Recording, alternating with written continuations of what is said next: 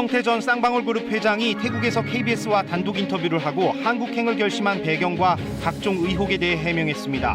김 전 회장은 2018년 북한 고위급 인사에게 거액을 건넨 혐의는 인정했지만 이재명 민주당 대표와는 만난 적도 없다며 연루설을 부인했습니다.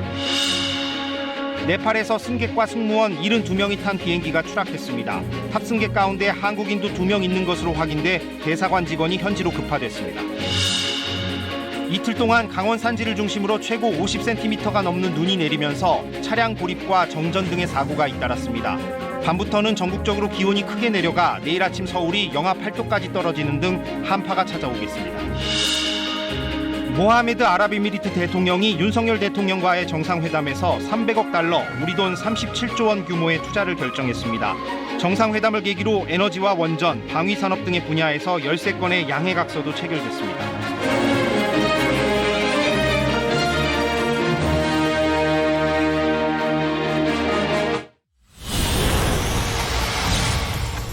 네팔에서 72명이 탄 항공기가 추락해 탑승객이 모두 숨졌다고 인도 현지 매체가 보도했습니다. 주 네팔 한국대사관은 한국인 2명도 탑승했다며 직원을 급파했습니다. 전국에 눈과 비가 내린 가운데 강원도에는 폭설이 쏟아져 각종 사고가 잇따랐습니다. 밤사이 찬 공기가 내려와 서울과 경기, 강원 등에 강추위까지 예보됐습니다. 그동안 코로나19 관련 통계를 감춰왔던 중국이 최근 한 달 동안 코로나19 사망자가 6만 명에 가깝다고 발표했습니다. 세계보건기구는 통계 공개를 환영한다면서 변이 추적을 위한 추가 정보를 요청했습니다.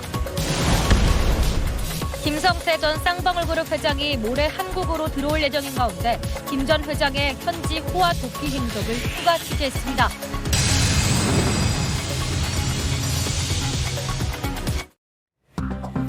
네팔에서 여객기가 추락해 승객과 승무원 72명 전원이 숨졌다고 인도 현지 매체가 보도했습니다. 사고 여객기에는 한국인 2명도 탑승한 것으로 알려져 정부가 명단 확인에 나섰습니다.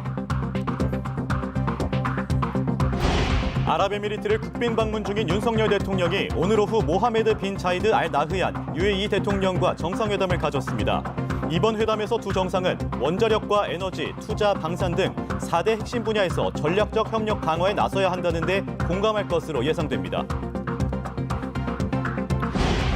국민의힘 당대표 출마를 고심하고 있는 나경원 전 의원이 제2의 진박 감별사가 당을 쥐락펴락한다며 이른바 윤회관을 겨냥해 비판하고 나섰습니다.